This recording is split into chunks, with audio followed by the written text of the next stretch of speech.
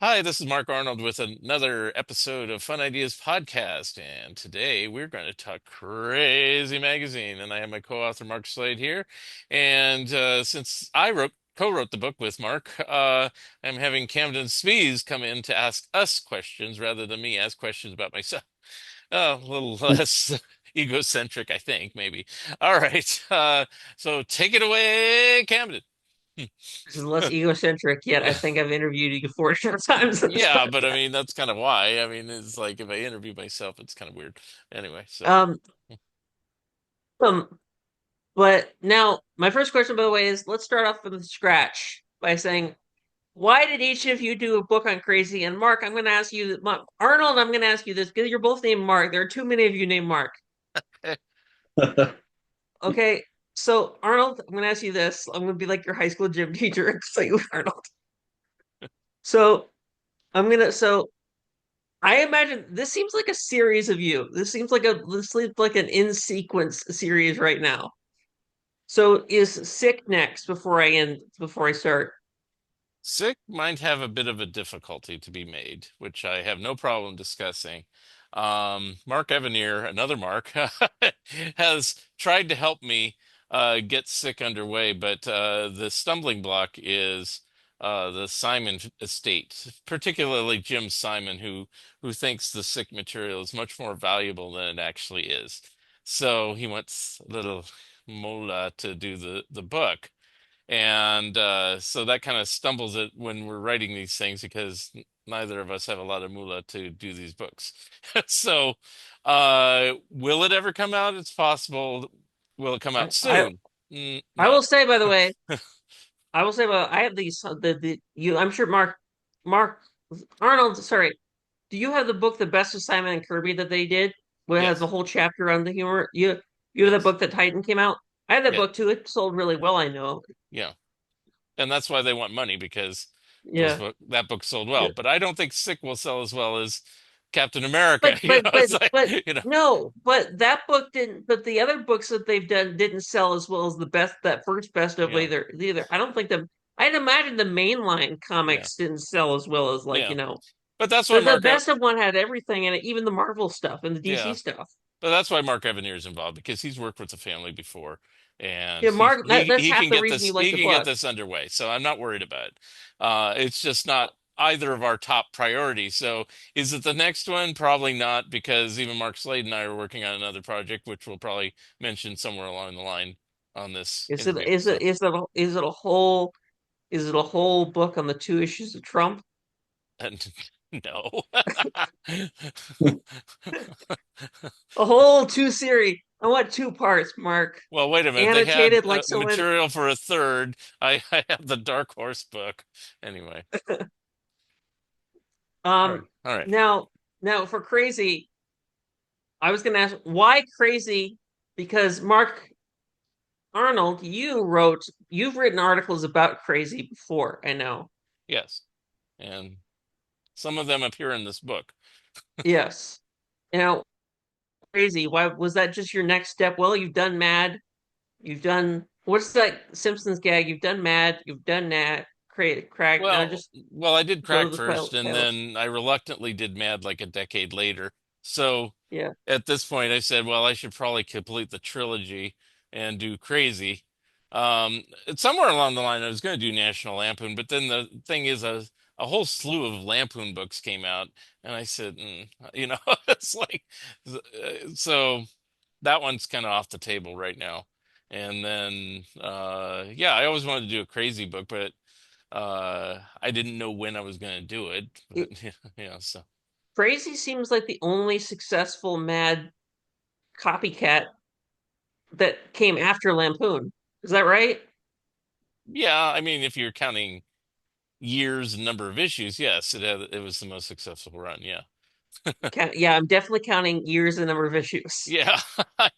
I mean, the next contender, if you're talking after Lampoon started, is probably Marvel's What Though, which I think did like 40 issues or something like that, which is kind of more like not Brandech, you know.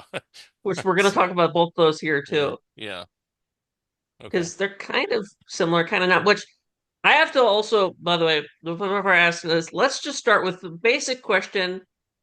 All right.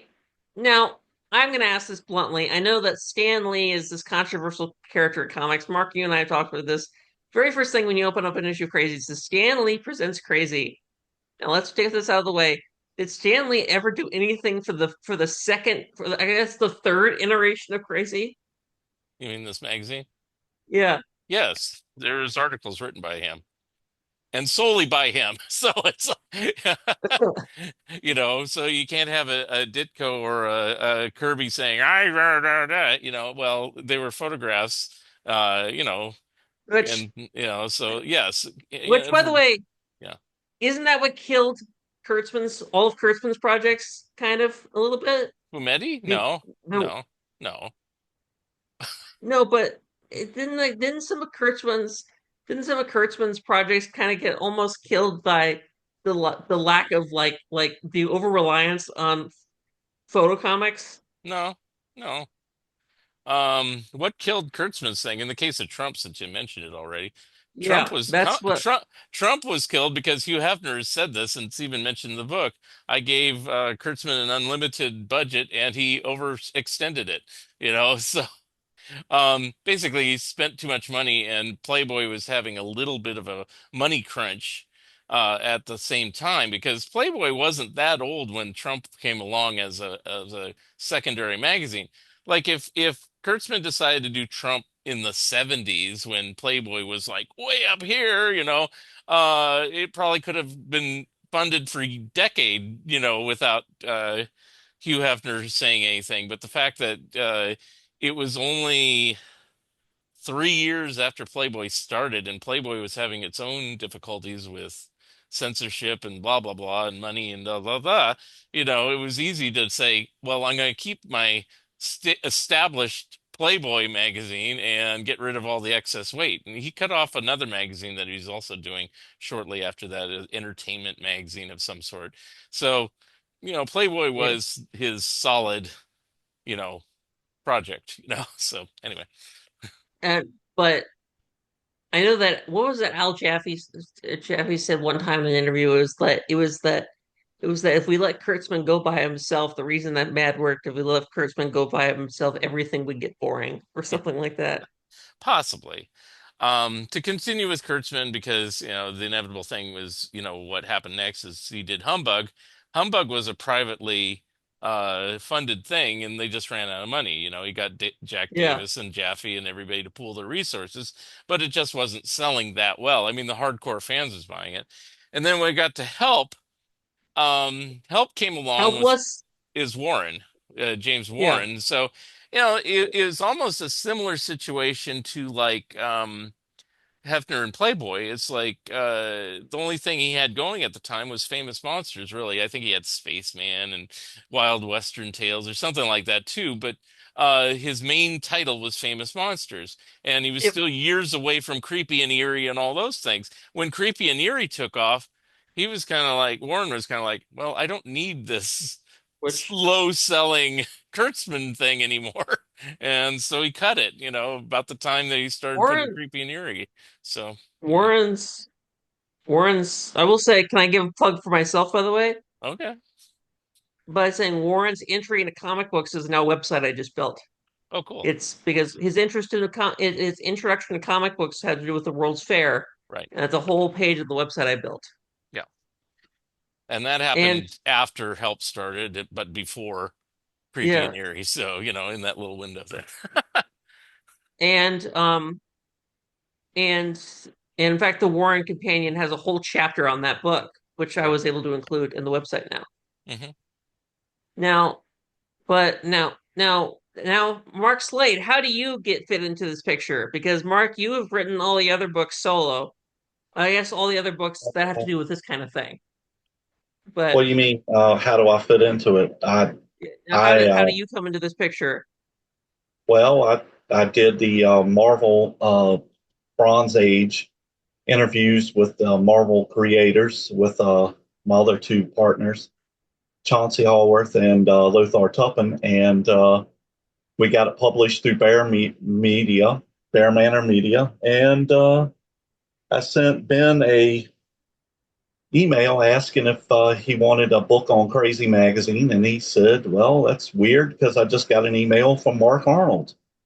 And he said, "Why don't you two work on it together?" And that's That what was we easy. did. Huh? Well, that was easy. Well, I mean, yeah. I mean, Now, I how think does Ben remembers Crazy. He probably has quite a few issues and or did, and he remembers reading it and seeing it. And, you know, well? anything probably connected to Marvel would have piqued his interest anyway. I think Ben can sell just about everything because he's a published on-demand author. He's a Hmm. on-demand publisher. But Uh-huh.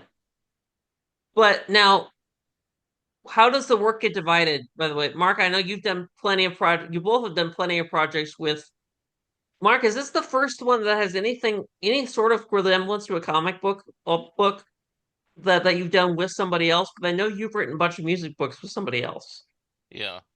Um, well, yeah, I guess so, because the Two Monkeys books were written with a co-author. My Turtles book was written with a co-author. The Total Television, the second one was written with a co-author, but that's animation. And yeah, anything comic Oh, book related, this is probably the first one with a co-author, but I certainly got help on the other books. Like yeah. the Dennis the Menace book, I got all the interviews with Jay North and everybody from Stu Showstack and things like that. So I wasn't flying solo completely. So, it just, So how does the work get divided into the inner workings of Crazy? well, what I brought to it, we talked about already just a second ago, is that I had other articles that I had published and written over the years for back issue. And I figured they were good enough, and I had the rights to these articles, that they could rerun intact, you know, maybe with some updates or corrections or whatever, but essentially intact. And then I like doing indexes, so I did an index. But Mark Slade wanted to do the other part where it's just like doing reviews of certain issues, particularly the early issues edited by Marv Wolfman and Steve Gerber.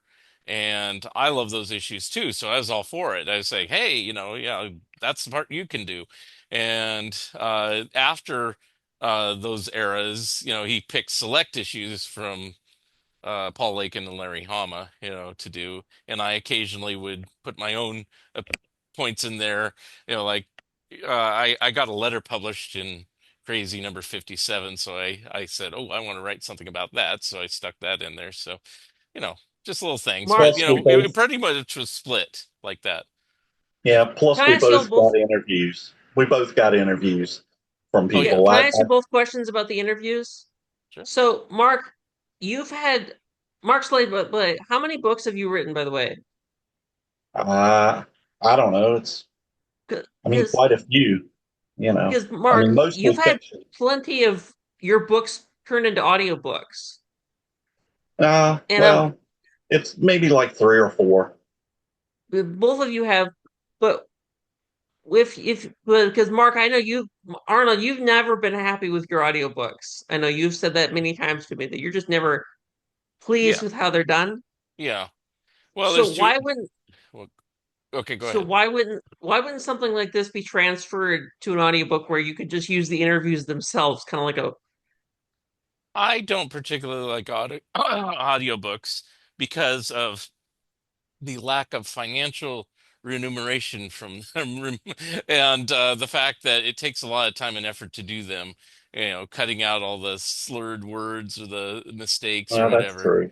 true. My co-author on the Monkeys books, Michael Ventrella, he wanted all his books done as audiobooks. So he went to the tremendous task, and he has like 20 books himself. Some are novels, some are, other Mhm. things like that.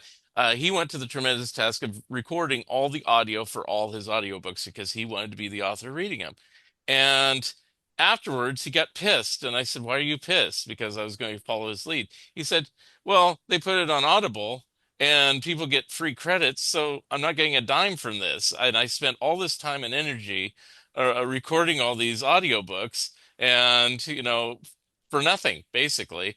And, I don't make a lot of money on these books, but I certainly make more money on the books than it sounds like what would you do doing the audiobooks. So, I Wait, don't what doesn't the publisher get like a fee from Amazon or something? doesn't get shared with, well, I don't know. I didn't do audiobooks. I don't think I get much fee for any of the two audiobooks I've done. Uh, hardly gotten any royalties over the last You told tw me though in a different 15, interview that you didn't 15 even know years they with were Bear Manor. audiobooks. What? You told me that in a different interview. I think you told me that you didn't even know they were audiobooks No, I have an until audiobook for my first total television book and for the crack book, only yeah. volume one. But in the 15 years since those books were published, I probably have seen nickels and dimes, and I didn't even do the audio recordings for those. But what pissed me off about having other people doing the audio recordings is they said things like Al Feldstein and stuff like that. And it's like I God, had to go and correct it, saying, no, it's not Feldstein, it's Feldstein, and things like that. And it's like I had to go through the entire book re-correcting this guy who did the narration, and it's like I could have just done it myself. Yeah, so um if they could figure out a way to do it cheaply where, I think you could do it now with AI. You could just feed the book into, an AI processor and just turn it into an audiobook. It's not and if you want it to sound like me, you can just make it that way. I don't mind that, but if I got money from it, I would love it. It's like, and I'm not like I have to have money. It's just it's a lot I of get time. it. It's a lot of time and effort, and I pick my battles, I as it get it. were. I was asking because I know you and I've had conversations about your qualms with the audiobooks that have been done. I'm like, if well, if they had to do it, wouldn't it be done this way? Because all Yeah, the interviews are there that way. That yeah. was my question. And I think about it every so often. I don't know. I guess crazy would kind of lend itself, but the problem is there's a lot of interviews there, and you could just listen to the actual interview on other episodes of this podcast. So, I you was going to know, ask about that too because I I don't casually want to sit watched. there. And then Dave Manick said, "Oh, I really enjoyed drawing these cartoons for Crazy." And it's like, No, but why don't just listen to Dave now let's get himself? in. Now let's get into the history of Crazy. How did Crazy get started? Because we're going to talk about the pre-Crazy stuff in a bit, but Okay, let's get a quick rundown of the history of Crazy from both of you. okay. Do you want me to go first? No, Yeah. both of you go at the same Okay. time, please. All right, we'll go at the same time. Stereo, let's go. No, I'll go first. Okay, you're just talking about the 73 magazine. Yes. So what we were kind of talking about before the show, so I'll bring it up again, is you asked a question off record or whatever, saying why 1973? Why that late? Mad had been around for 20 years almost, and blah blah Yeah. blah. Why did they come up with that? Um, well, National Lampoon started in 1970, and that was the real game changer on humor magazines because prior to that, everybody, cracked, sick, help, whatever you want to fill in the blank. What's another one? Loco, Get lunatical, lost. yeah, all of them were just basically trying to imitate Matt. The first wave of imitators was comic book imitators, and Marvel did those, and we talk about those in the book. And then the second wave of them was when Mad turned into a magazine, then there's the magazine imitators. But nobody really took it upon themselves to do it a different way. So when all the imitators of the Mad magazine came out, they were all black and white. They all had no advertising. They all followed essentially the same format. They had single page gags. They had parodies of TV shows and movies. Basically, and artists that kind of tried to be like Davis or Drucker or Martin or whatever. And National Lampoon was the first one that came along and said, why do it that way? We'll make a slick magazine, we'll put it in color, we'll have advertising, and we can sell it better. And we're not going to restrict ourselves on language or nudity or anything else and do it our own way. We could be offensive and, we're not going to hold back any punches. And so that was a successful counterpoint to what Matt had been doing for 15 years. And so um, it piqued the interest of nearby Marvel Comics, which was, I think they were both on Madison Avenue at the time. Even Mad was. I think all three of them were published within blocks of each other. And um, Stan Lee always wanted a humor magazine. He did the humor magazine comic books in the 50s. He did Snafu as an early Mad Magazine ripoff. It didn't do very well. And they're reprinting it pretty soon because of Atlas. Um, and then, by the 70s, when these things are really selling well, Mad had its peak year in 73, National Lampoon had its peak year in 74 on sales. Um, they figured, well, there's enough room for another publication. Cracked seems to be continuing on. Sick keeps continuing on. Let's enter the field. And so, and it says in the book, Stan Lee wanted something like Mad. Marv Yeah, I Wolfman, was the gonna ask editor, about that Marv because Wolfman, the editor, he says we should do something more like National Lampoon. And so Crazy comes in as kind of a hybrid. It's a little more daring than what Mad was typically doing around 1973.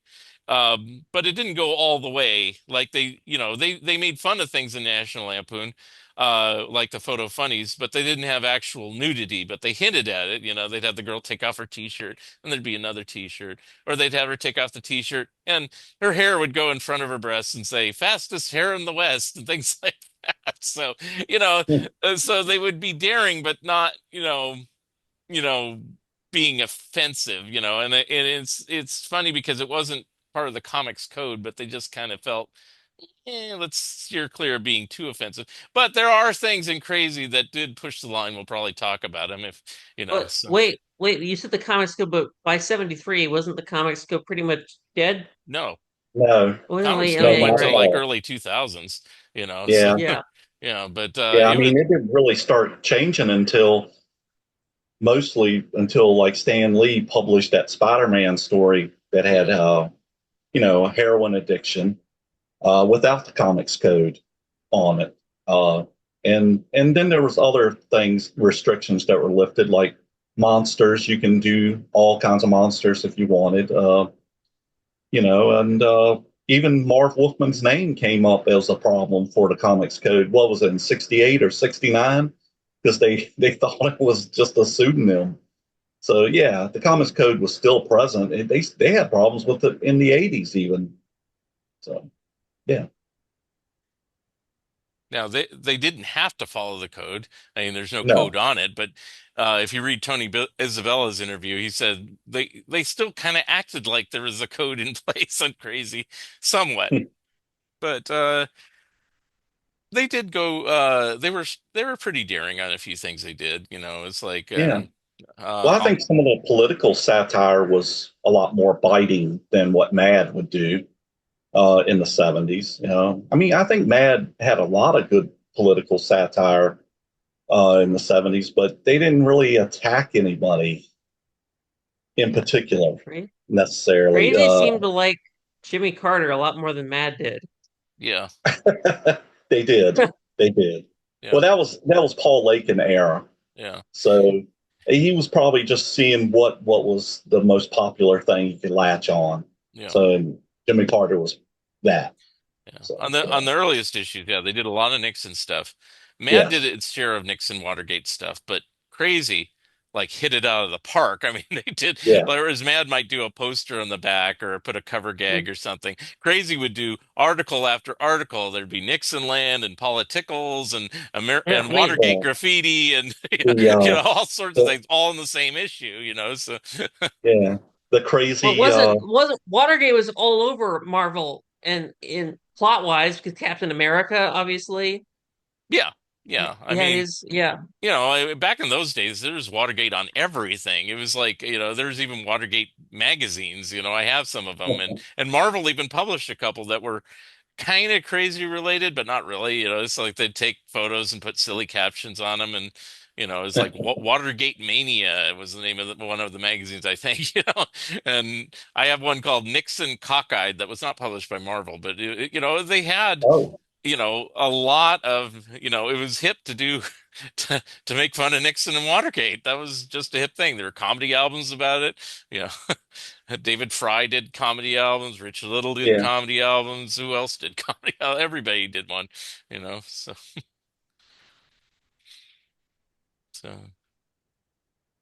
And now I was also going to discuss, by the way, you also go in the very beginning, you talk about the earlier versions of what also both were just Marvel's attempts at humor, besides obviously I'm not referring obviously not the teen or funny animal stuff Right. or celebrity stuff, but like there was Snafu was the first one.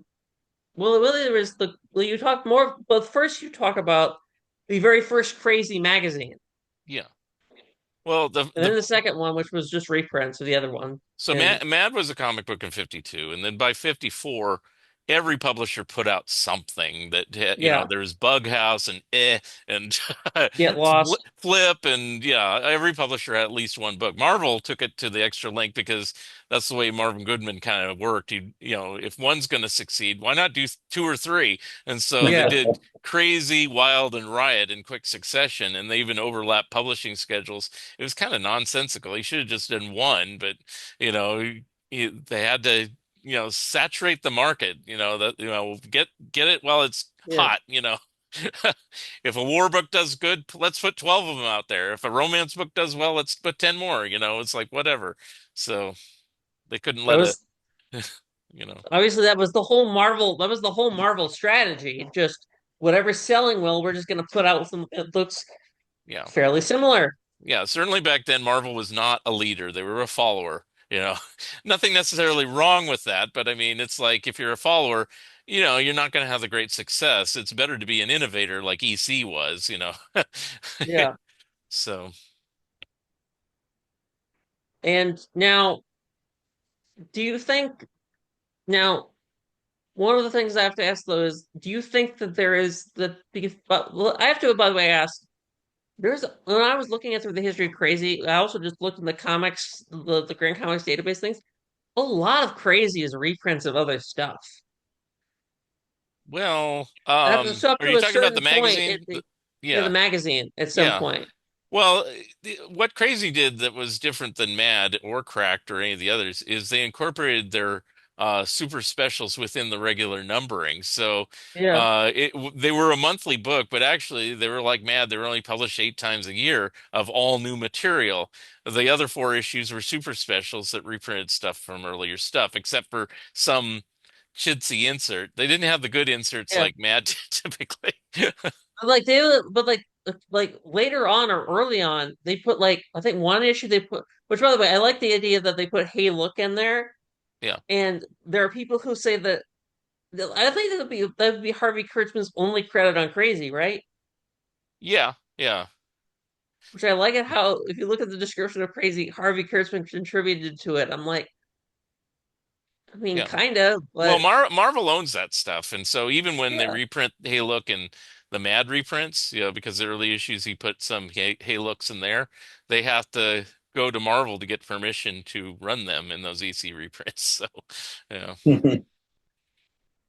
now, Which I didn't but know also that. I remember Will Eisner's one of Will Eisner's books got reprinted for some reason there too, yeah. and Well, which I have to ask, by the way, what is the origin of that? well, okay, Will Eisner. So everybody knows he did The Spirit in the 40s and Yeah, 50s. Yeah. After the mid 50s, he retired the character and moved on, and he did that magazine. Mark might know this, but the magazine that he did for the military for a number of years. Yeah, I can't remember the name of it for some reason. but but he was out of the comic book industry, Yeah. yeah, and but people remember his artwork and they remembered the Spirit, and there's many attempts to try to bring Spirit back. The first one was Harvey in the mid 60s. He did a couple issues, and then Warren started it in the early 70s, and Kitchen Sink did a few and stuff like that. they're um still doing them now, but so they keep bringing them yeah, back now though. so when they started bringing them back, Will Eisner started to become a hot commodity again. I mean, he was still around. He'd published all the whole time, stuff, but he wasn't in the comic book public eye. And so he started doing these books called Gleeful Guide to Whatever. And um, early Crazy did a lot of this. It's like instead of having something that was commissioned especially specifically for Crazy, they reprinted stuff from other sources. So Yeah. there's like Art Buchwald, he has material reprinted Yeah. from Harlan Ellison is reprinted from elsewhere. Gene Well, now Shepard. was the Art Buchwald articles, was that a reprint? I thought he did that especially Well, for or maybe it went somewhere else afterwards. I don't know. But I thought, yeah, the way they get these things is because it was in conjunction with another project. That's kind of like how I saw it. Well, the Eisner stuff definitely was. So he did yeah. these things called Gleeful Guides in like 73, 74. And the most reprinted stuff was from the astrology book. I That think Yeah. that ran for a few That's the one issues. I kept Yeah. seeing. Yeah, but he did an occult cookery one, and they reprinted some of the recipes in one of the issues of Crazy.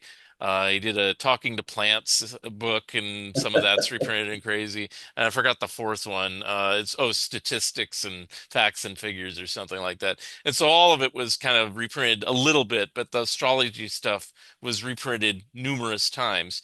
But none of that material was original to Crazy. It was originally in those books. In fact, in some issues of Crazy, he even sells the books where that came from. It's like, order these books. And I used to kind of think that was kind of like Crazy paperbacks in a certain sense, but they're not really because they're not really affiliated with Crazy. He was just advertising books he worked on.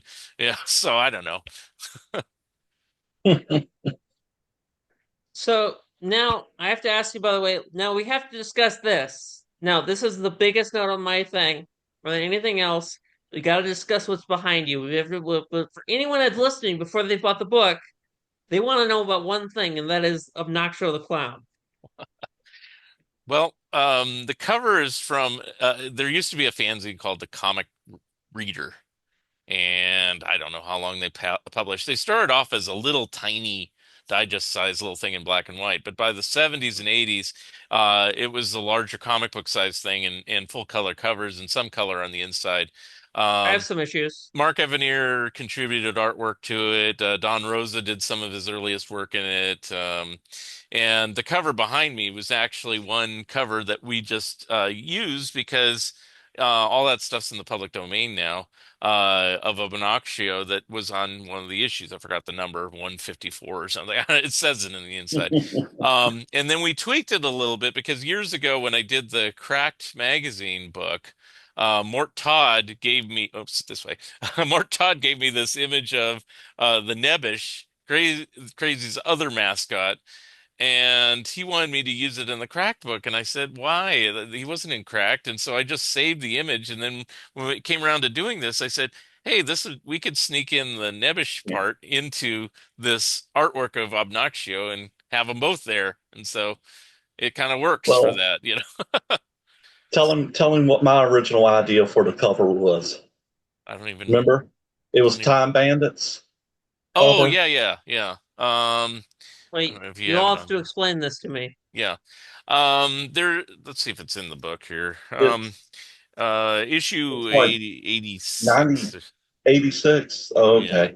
Yeah. Yeah. Um, do you, Camden, do you remember the um movie called Time Bandits? No. Okay. That's okay. There was, I don't think I know where it is. Anyway, so they did a parody of Time Bandits in issue 86 of Crazy. And Bob Larkin did most of the covers of Crazy in the middle of the run. Like he started with issue 17 and he did the covers almost, he did the last issue 94, but he did most of the covers all along. And he was just, and still is, he's still around, an incredible artist. He could draw like one of his covers he did Raiders of the Lost Ark. It looks identical to the poster of how Raiders of the Lost Ark work. So he did another one, Yeah. it's on the back cover. He did Conan the Barbarian. He did an Incredible Superman. That's on one of the covers. So this is his artwork here on the back cover. Um, Here it is. we yeah. Look Okay. on page 354. You'll see the cover. 354. Okay. Yeah. It's Okay. So there is this movie called Time Bandits, and in the movie, there's a giant that gets the character's boat stuck on his head, and Bob Larkin recreated it with Obnoxio on it. And it's an incredible painting. It doesn't look too good this small, but it's like you can always find the original issue. And Mark Slade here suggested doing that on the cover, Yeah. and I had no problem with it, but I also knew about this other cover, so that we actually used, and Well, didn't so you that say that Didn't you say that Bob Larkin might had a problem with it? He might have he wanted he money. might, because I used to try to get information about him. It's part of the reason why we never got an interview. He wants money for everything. He So sure didn't.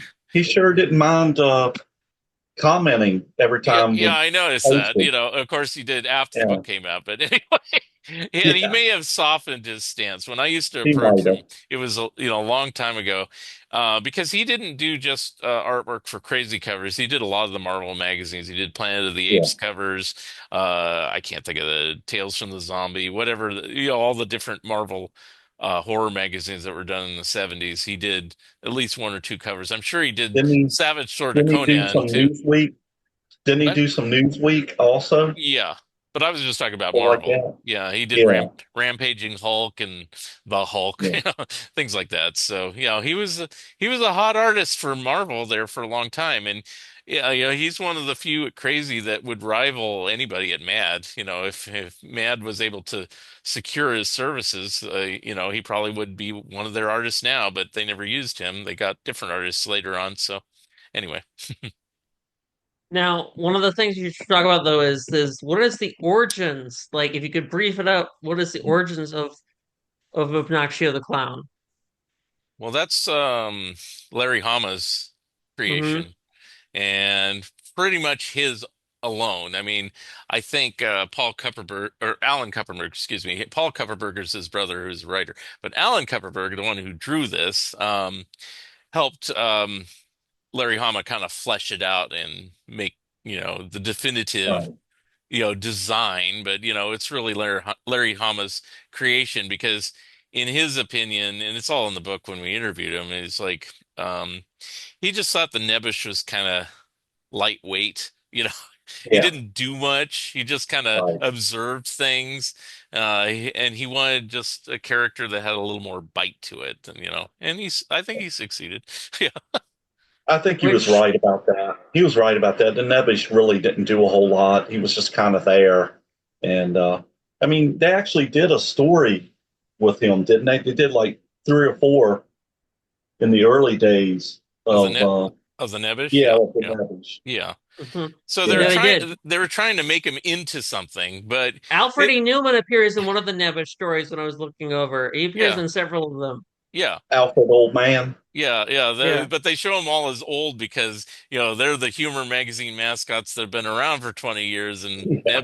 Nebish is the young upstart. But, you know, even though it was supposed to be a parody of all this, Alfred E. Oldman or whatever, and Huckleberry Fink or whatever, I forgot all the different names and Sylvester Senile or whatever is what they call.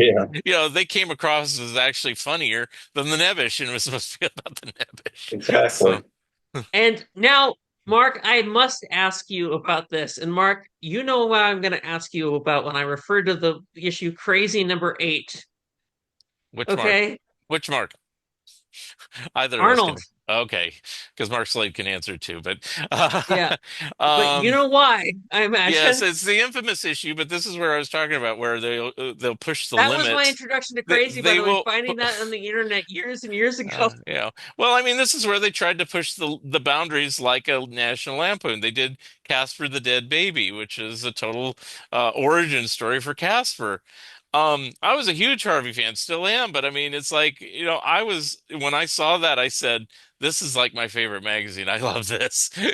So, I have no problem making fun of, you know, stuff I love. So it's like, I bring it on. That's you know. I Yeah. have to say, I saw that when I was younger, and the minute I saw glass breaking, like the minute like I just saw like him freaking out through glass. Yeah.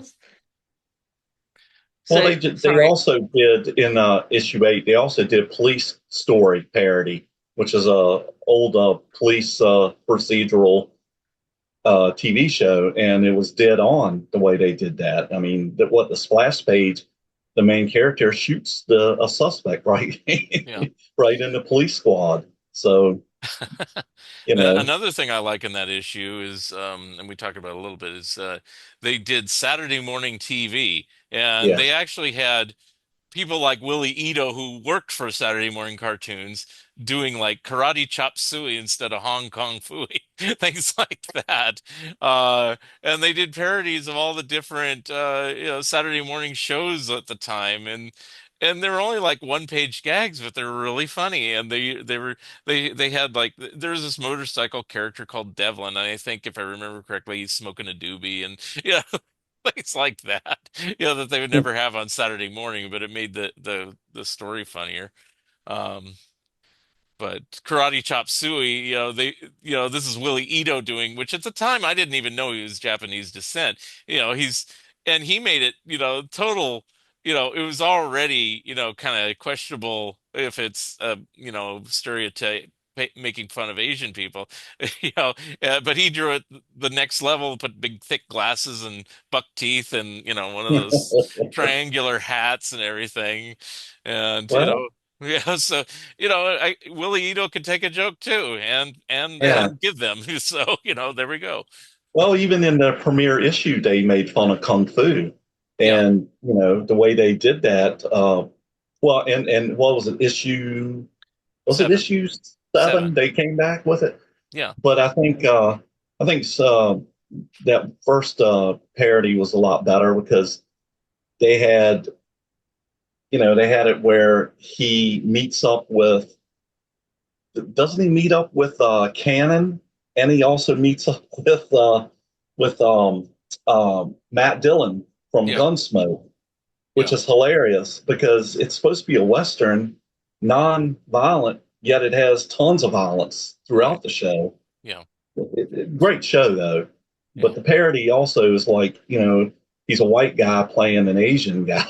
So right. But like Nixon, who we were talking earlier, it's like the kung fu craze was big in the 70s. yes, It's like yeah, they had that TV show, they had the song Kung Fu Fighting, they had the Bruce Lee movies.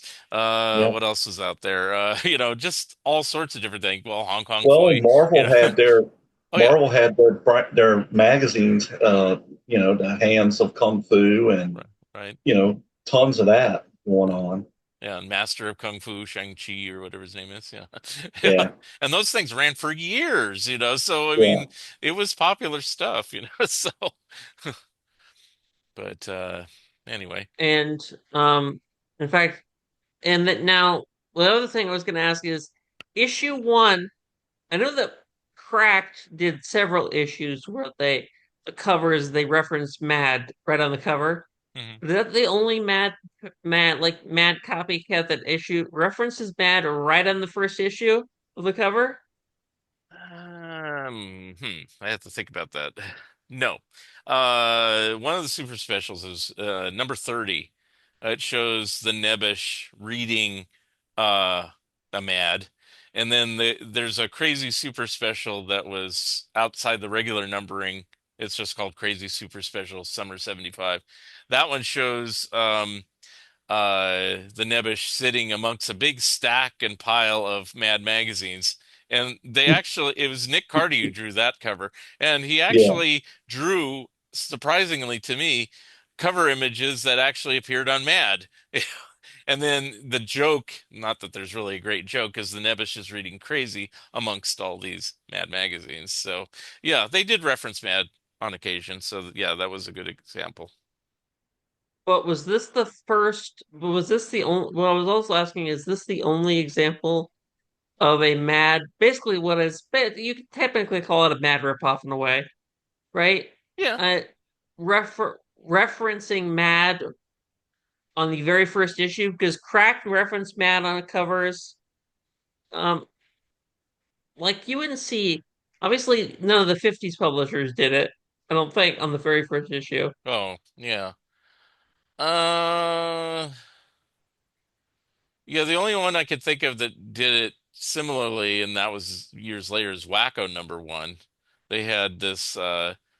mascot that was like this big fat guy, and he was stepping on the other mascots, including the Nebbish. So um, and Alfred Newman and everything. But yeah, for if you're talking about first issues, I think those are the t only two examples. But there's plenty of examples of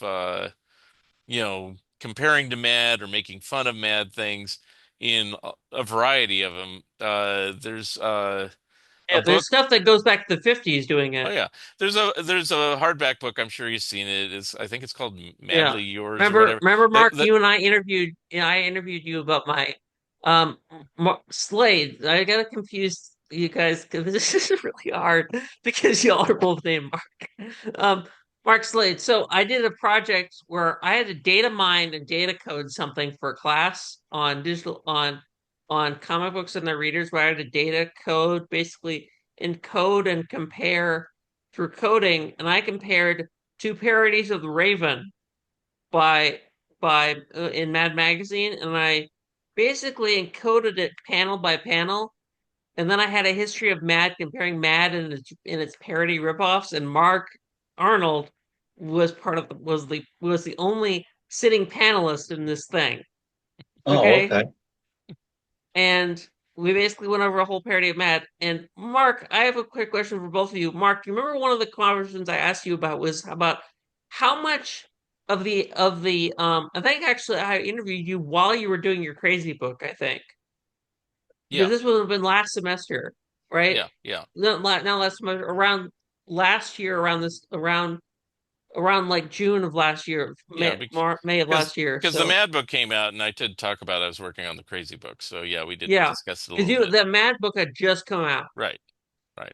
And one of the questions I asked you about is I have to ask you both about this one here because remember we spoke a lot about the fan mail, Mhm. about how much of it was made up and how much of it was real. Yeah. Oh, How much of the crazy fan mail was real and how much of it was just pure shit? I would say about 90% was not real, Yeah. and only 5% was real, Yeah. and the other I have no idea. But I can So vouch because I talk about it in the book. I did get a letter Yeah, published in there. yeah, So, yeah, but in the Cracked book, it was Michael Resigliano, who also worked for Crazy, who revealed that he was the guy writing the letters. So because well, Cracked tend to skew younger than Mad or Crazy, typically age wise. So a lot of people would send letters in, according to Michael, that they would send in letters that are written in crayon. They couldn't read it. You know, they didn't understand what they were writing, so they'd have to kind of just make up stuff. And they didn't get a big amount of letters. I think Mad has always gotten a big amount of letters, and yeah, if Mad ever had fake letters, it was either just as a joke, or maybe early on. I think some of their letters were fake because they hadn't gotten truly established yet. yeah. So, but later on, if Like they the got first, I it, think the third issue, they had a whole page of letters, and obviously none of them would have been real. But yeah. But later on, if they got a letter from, say, the president or something, it was definitely from the president, and they'd also have a photo of him reading it or something. So it's like they would go the extra mile to show, yes, this is real. But yeah, I don't think Crazy or Cracked ever made such waves. So I don't know the percentage wise, but I know some of the letters were real, some were fake. And. I uh, I well, remember if they this is had right, some like letters. They had didn't like a like one of the letter from Harlan Ellison that was real. I'm pretty sure that was real Yeah. because it yeah was definitely written in his style, you know. But um who always did fake letters is National Lampoon. They always Yeah, did fake letters, and yeah, you they know sure did. they always attribute this to The Simpsons, but actually National Lampoon did it first.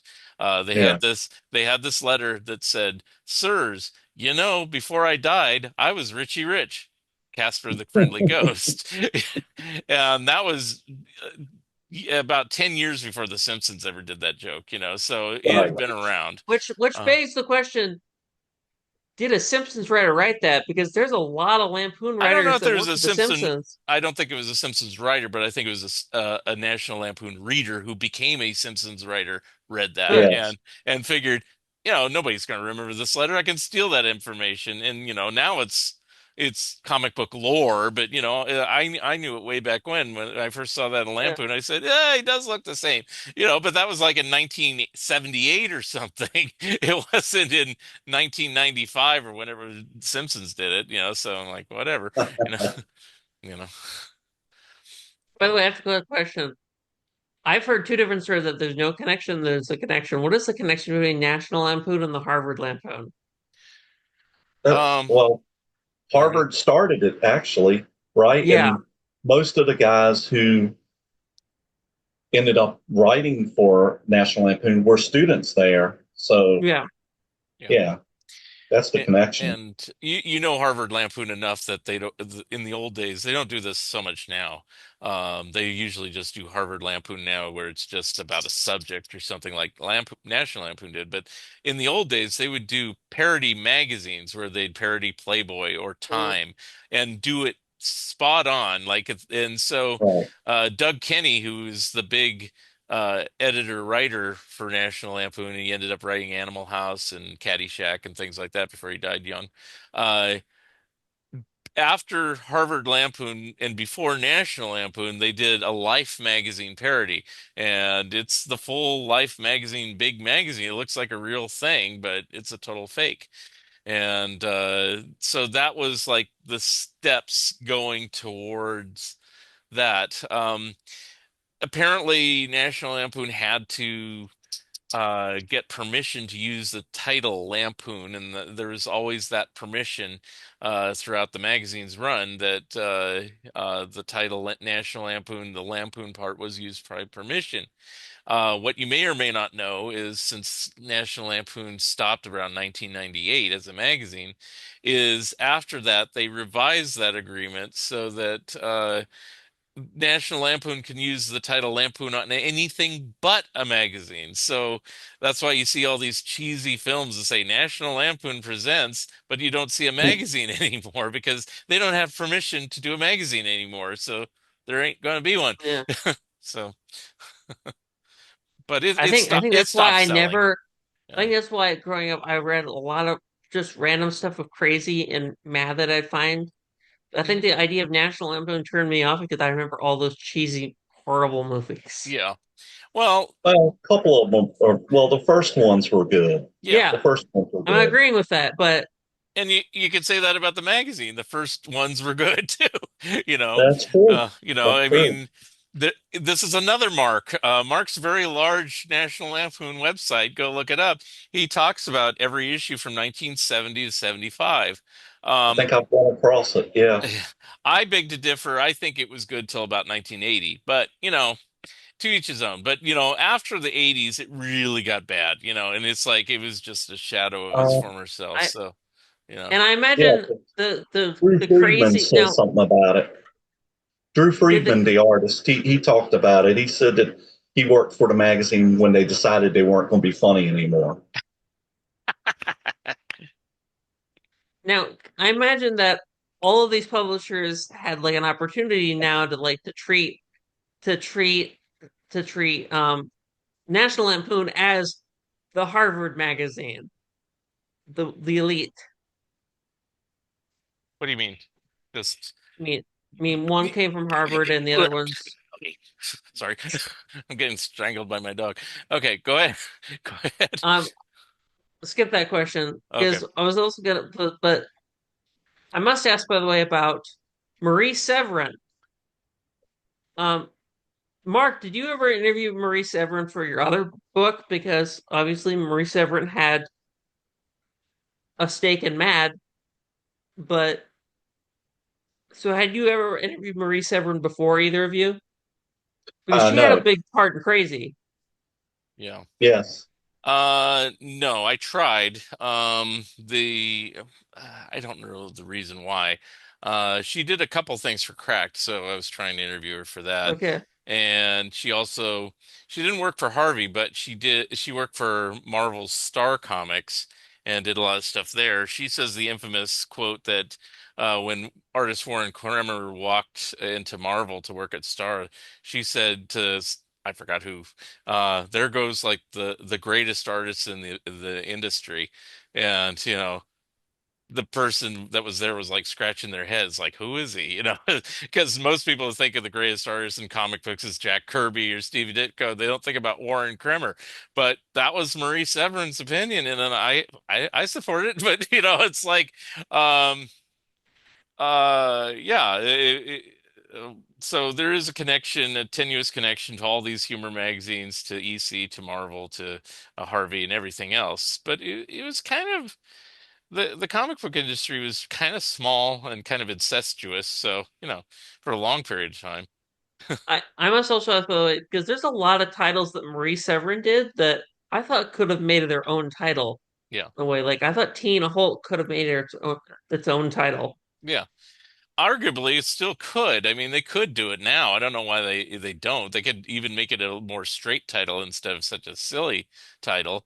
And I think they might have a success. If they can do all this stuff with Spider-Ham and all the Spider-Verse, they certainly can do a Hulk-verse and have a Teen Hulk in there. They have She-Hulk being published, and they made that a silly title and a serious title, a straight title over the years. So, yeah, but I don't know. There's kind of this weird like, oh yeah, we publish crazy, but they don't really like to acknowledge it. I don't know what it is. If I was working at Marvel, I'd embrace everything. I would bring back Ziggy the Pig and everything. So, you I don't think Marvel knows Ziggy the Pig exists. probably not. If I was at DC, I'd bring back Peter Porkchops and all those comics. Why not? They're just sitting there in DC, the I would say DC is more likely to know that Peter Porkchop exists only because I just bought a book called The DC Vault yeah. that has an actual facsimile of Peter Porkchops All in right. it. And even Scott Shaw, our buddy, kind of made a connection there because Peter Porkchops developed into pig iron, for Yeah, Captain Carrot. So even he tried to make a connection. But Marvel and their connection to crazy. Obnoxio has appeared in a few various situations. They tend to kind of throw him in there as just like they do with Howard the Duck nowadays, as kind of extraneous avenger. They don't really like to acknowledge his existence, but if they do, they go, "Oh yeah, he's on Earth C for clown or something." I'm. Gobbledygook like that. So I don't know. Maybe I there's must a ask future. though, is there a connection between Gerber's like this journey to doing Howard the Duck from his work on Crazy?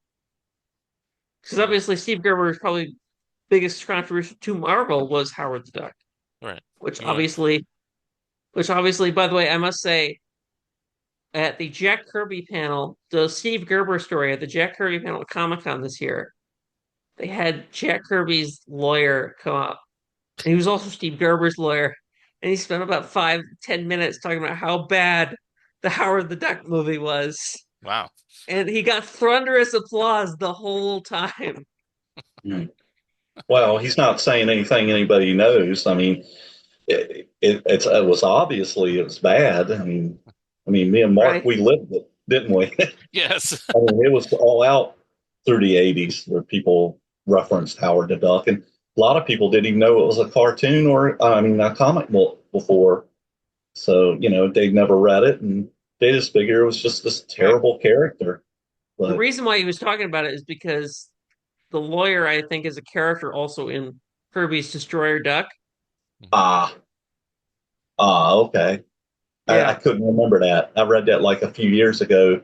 Destroyer Duck. I'd never had a chance to read it until like 4 or 5 years ago, and Mhm. found it on Internet Archive, and I was like, oh wow. Yeah, he And was the I guest of don't honor. remember. He was like that special guest they have at the end of the Kirby panels, right? Hmm, Hmm. okay, okay. Well, the only thing I can say about Steve Gerber, are you trying to say how it connects to Howard the Duck, or how Just Howard the Duck Steve. connects to Steve Gerber? Well, I don't. No, no, Steve You Gerber. How any of this connects to Steve Gerber? okay? Well, um, Mark Slade. I don't know how when Steve Gerber started at Marvel, but I think it was like late '60s, maybe early '70s. Uh, I think it was more like '71 Okay. he came in. Okay. He had been doing advertising, writing for advertising. He had also been a letter writer, writing letters to all the comic books, and him and Roy Thomas became friends. I think probably through Roy's fanzine, right? That's how they became Oh, friends. And alter then, ego. Yeah. yeah, and I think he sent Roy a letter saying, "Please get me out of this," because I think he was from St. Louis as well. Well, Roy is somewhere around that area Hmm. in Missouri, but yeah, he sent him a letter and asked if he could come to and write for Marvel, and they gave him the test, and he I guess Stan Lee liked him a lot more than a few of the other people that Roy had hired. So, you know, plus Now I Steve Gerber had a real crazy sense of humor, yeah. you know. And And the other big thing that he gave Marvel creatively was the Defenders. His run on the Defenders was like 20 issues, 25 issues, I can't remember. Uh, all that helped set up where the Defenders are just one of the craziest comic books with a whole slew of characters, and he had like Bambi, evil Bambi in it, and you know what Nighthawk swap brains with an evil guy, and all kinds of crazy stuff. So yeah, I mean he was perfect to edit Crazy Magazine, I think. Don't you, Mark? oh yeah. Yeah, I mean, it's like the other stuff he did besides Defenders was the Man Thing, which I guess is Yeah, one could Man Thing was argue is his take on Swamp Thing, but I think they all started about the same time. Um, actually, yeah, Lynn yeah, Wein and man, I can't remember his name. They were roommates, mm, and he told Lynn Wein about how he was going to do a Muck Monster story. So Lynn Wein, who was working with DC, went off and told them about it. And you're right, it was about 4 or 5 months apart from each other. yeah. And then Howard the Duck was just a throwaway character in one of the Man Yeah, Thing stories, and it wasn't supposed to be anything except just a little throwaway character, but apparently it clicked. And so they did some stories in the infamously titled Giant Size Man Thing. And those did well. And so they gave Howard his own title. And it probably would have lasted longer, but, then Steve Gerber and Marvel got in a fight about rights and everything. And so, yeah. Then which dwells into my point about Destroyer Duck? but what? You're Which dwells into my connection about Destroyer Duck? Oh, Destroyer Duck. Uh, Well, then Destroyer Duck came out as his answer to that, but Marvel kept publishing Howard the Duck, and then, strangely enough, ended up in the pages of Crazy as like a one-page yeah, gag thing. And then later there was like three-page stories, but they also made Howard the Duck into like a pseudo-adult magazine that had a little nudity and stuff like that. It right. only lasted like 9 issues. It didn't really work. No, And it's funny, by the time they did do the Howard the Duck movie, they weren't publishing anything anymore about Howard the Duck. It was like really old news. It was like, I thought it was just bizarre and strange that they did a Howard the Duck movie. Like the time for a Howard the Duck movie would have been perfect for like 1977, 1978, and it didn't come out to like 1986. Yeah. So, absolutely. Yeah, he's right. Right. but and now, they've had Howard the Duck appear, like in some of the Avengers films, just on the closing credits and stuff like that. And you always wonder, are they going to do another Howard the Duck film? But it almost seems like with Obnoxio, it's just tossed in there as just a gag, an end gag, but it's never, they're never serious about it, So, uh, Yeah. I you have to know, say though that when they reprinted that, or when they came out with it, was it 2019 with that crazy man, that cover is awful, yeah, don't you think? yeah, It is yeah. just terrible. Yeah. Well, they're trying to fit, this is the problem with Marvel and humor post Crazy. It's like they always try to fit their humor into like the regular Marvel universe, and it doesn't Yeah, quite work. And Yeah, that's my it, problem with DC. Every time they try to introduce yeah, Plastic Man doesn't work in that. Like they probably would bring Jack Cole humor yeah, into like Batman's universe. And yeah, I'm like, yeah. what are they doing? And so, it really needs to be its own thing. But like, and a perfect example of this. Now, I don't have a problem with this, probably because I like humor stuff. Yeah. They did the recent Deadpool Wolverine movie, and a lot of people who like those Marvel Universe movies go, "Ah, that was a piece of shit." It's like because there's just all these in jokes and running gags. That I loved. I thought that was great, but it was a little bit ham-fisted and overdone in some spots, I'll admit, but I still It enjoyed made it for what it billions. was. But it wouldn't have been better if Marvel came up with they'd never do this in a million years, do a crazy movie and they'd have Teen Hulk in it and Kinetic Kids and Obnoxio the Clown and Howard the Duck and all these people and make a really funny movie that was tenuously linked to Marvel, but not ingrained into it. Like they have to link Yeah. everything. Yeah, I don't know. Yeah. Everything's got to have its own place in the Marvel universe, which So yeah. And they do that with, let's link Patsy Walker somehow. Let's it's like it was its own thing. They didn't. I think they put Millie the model, I think somebody told me in one of Yeah, their more recent yeah, TV shows. yeah, Well, mm, well, didn't they make Patsy Walker into Hellcat yeah, long yeah, before yeah, the yeah. Marvel So, movie? so Yeah. so traditionally everybody said, oh, the beginning of the Marvel Age of Comics is Fantastic Four #1. Ah, but Patsy Walker existed before that, so now it's Patsy Walker blah blah blah blah, whatever. And You that's a know, bunch of bull. you Yeah, that's a Yeah. bunch of bull. It yeah. didn't start until Fantastic Four. Yeah, yeah. So, So the you retro, know, fitting it all into the, you know, people are always trying to rewrite history no matter yeah. what it Yeah. is, you know. I Kind So, of don't know. silly to do that in comic book. I always have qualms on the idea that Marvel Comics never got good until Fantastic Four #1, which is something I've heard a lot. I'm like, there's a lot of good, timely stuff that Well, Timely wrote. no, I don't think that's Yeah. what they meant. I think they just meant that he changed, both Yeah, of no, I them, agree with that. Kirby and Lee, they changed the way comics were done. That's mostly what I think, people are talking about. A lot yeah. of the monster stuff was pretty good. It just, some of it was the same old, same old. It's like one story could be about this giant fire breathing thing. And then, what, 4 or 5 issues later, it'd be another one that's just changed the name of it, and have a different artist draw it. So, that was one of the things, and sort of in the 50s, that Marvel, well, Timely, whatever it was, I would still think do. I still think some of Stan Lee's best work was Dan DeCarlo, but that's just me. Yeah. Was what? Was Dan DeCarlo, but that's just me. Ah, okay. Yeah. Well, I think, and I was saying this about somebody else recently. Oh, I was saying this to my wife about Jim Henson. Okay. And I think Stan Lee kind of falls into this. Um, Both Stan Lee and Jim Henson, I think, work better with comedy. But Ah, they both aspired to be these serious, dramatic writers. But I can tell you for myself, I don't have the chops to write serious drama, nor the interest. So I don't try. I mean, I've done like personal things just to see if I could do it, but that's never been published and probably never will be.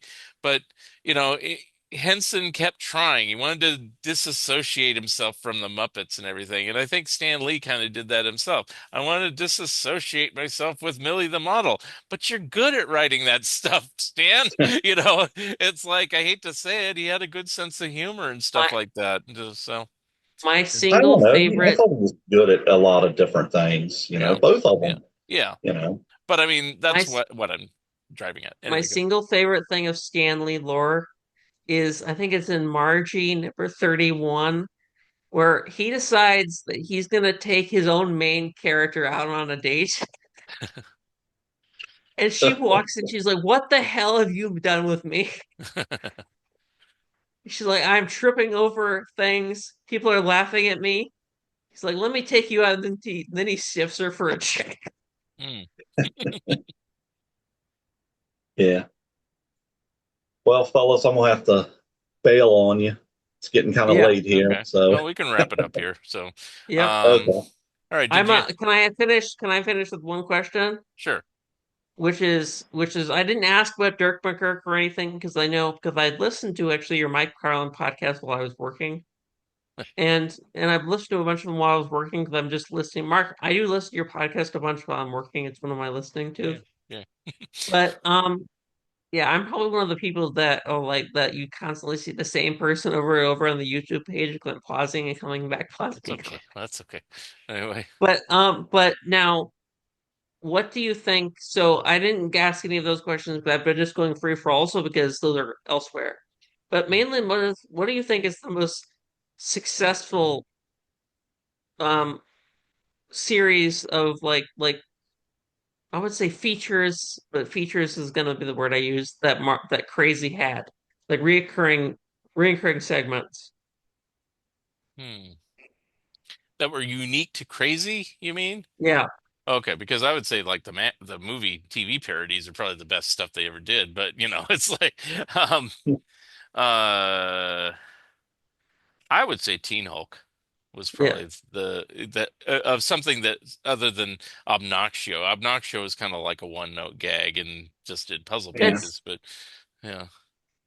Well, I Uh, mean, the Kinetic Kids would have been another good example, mhm. especially if Crazy had went on past issue 94. But I think that was getting some traction. But probably Mark's right. Probably the movie parodies or the TV parodies were probably the best thing they've done. Now, the art wasn't always the greatest, especially the Rhoda parody. Oh man, that art was just I read awful. that I saw that was one of the ones that I was seeing on preparation for this again. That was not great.